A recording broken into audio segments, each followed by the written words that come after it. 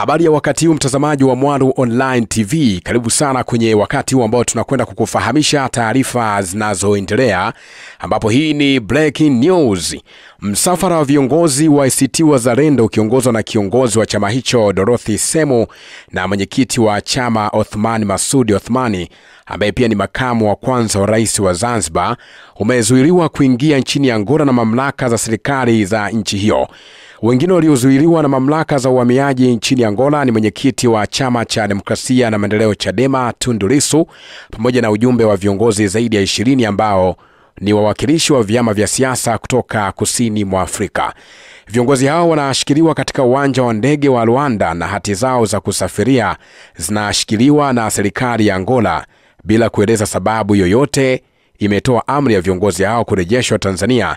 Hii ni kwa mujibu wa taarifa iliyotolewa na ACT Wazalendo, ambapo imesema kwamba viongozi hao waliwasili Angola kushiriki mazungumzo ya jukwaa la demokrasia Afrika ambalo linajulikana kama The Platform for African Democratic, kwa maana ya PAD, yaliyoandaliwa na taasisi ya The Blenheim Foundation, yaliyopangwa kufanyika kuanzia tarehe 13 hadi tarehe 16 Machi mwaka huu, imeeleza taarifa hiyo. Mbali na viongozi wa ACT Wazalendo, viongozi wengine zaidi ya 40 kutoka nchi mbalimbali ya Afrika ambao pia walikuwa wanahudhuria mkutano huo wamezuiliwa na serikali ya Angola. Mmoja ya viongozi waandamizi waliotarajiwa kushiriki kwenye mkutano huo ni pamoja na marais wa staff, ikiwemo yule wa Botswana Ayani Kama, lakini na Andres Pastrana Arango kutoka Colombia.